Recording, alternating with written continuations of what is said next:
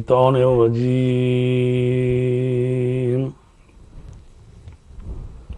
بسم الله الرحمن الرحیم۔ شروع اللہ کے نام سے جو بڑا مہربان اور نہایت رحم کرنے والا ہے۔ لَقَدْ سَمِعَ اللَّهُ قَوْلَ الَّذِينَ قَالُوا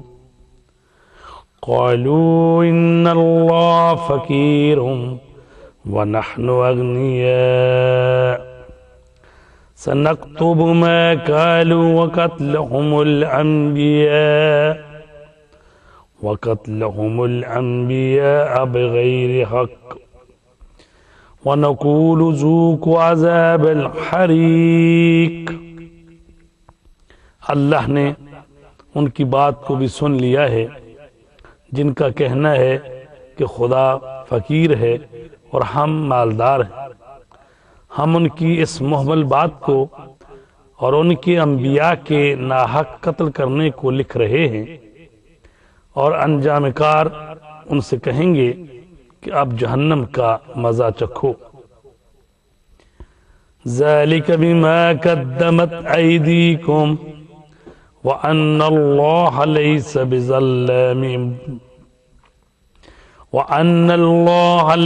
بِظَلَّامٍ لِلْعَبِيدِ الَّذِينَ قَالُوا إِنَّ اللَّهَ عَهِدَ إِلَيْنَا أَلَّا نُؤْمِنَ لِرَسُولٍ حَتَّى يَأْتِيَنَا بِقُرْبَانٍ تَأْكُلُهُ النَّارُ قُلْ قَدْ جَاءَكُمْ رُسُلٌ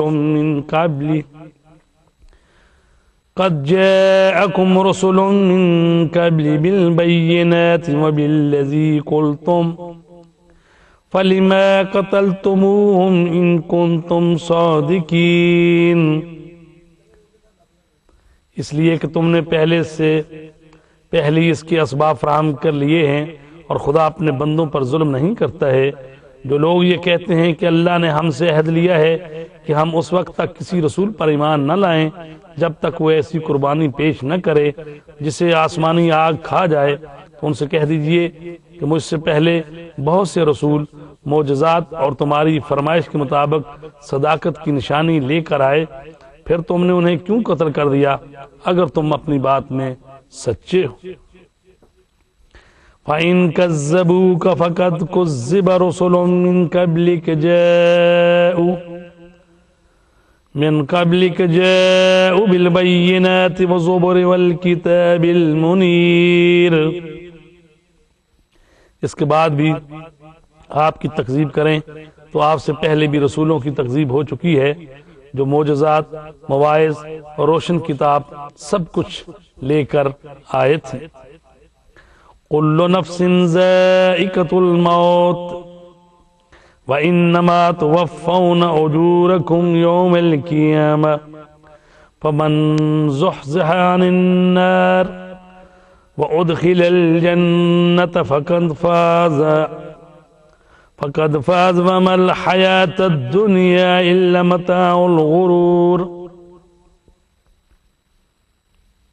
ہر نفس موت کا مزہ چکھنے والا ہے، اور تمہارا مکمل بدلہ تو صرف قیامت کے دن ملے گا۔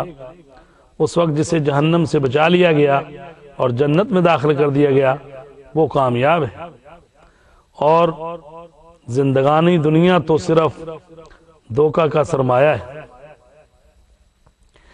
لَتُبْلَوُنَّ فِي أَمْوَالِكُمْ وَأَنفُسِكُمْ وَلَتَسْمَعُنَّ مِنَ الَّذِينَ أُوتُوا الْكِتَابَ مِنْ قَبْلِكُمْ وَمِنَ الَّذِينَ أَشْرَكُوا أَذًى كَثِيرًا وَإِن تَصْبِرُوا وَتَتَّقُوا فَإِنَّ ذَلِكَ مِنْ عَزْمِ الْأُمُورِ۔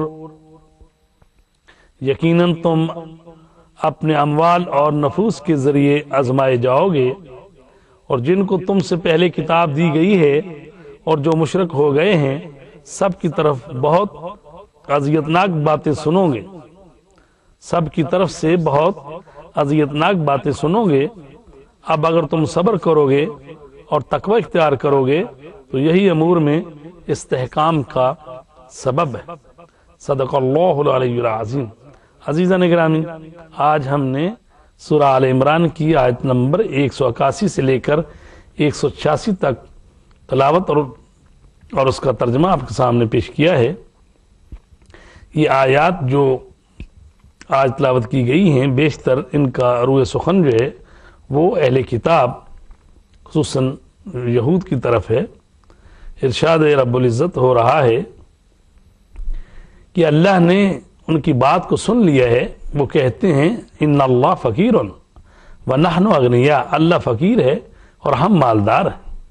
جب اللہ تبارک تعالیٰ نے کہا کہ دوسروں کو قرضہ دیا کرو، اور پروردگار نے اپنے بندوں کی تالیف قلب اور ان کے امتحان کے لیے قرض مانگ لیا، تو بعض یہودیوں نے کہنا شروع کر دیا کہ مسلمانوں کا خدا فقیر ہے اور ہم لوگ مالدار ہیں۔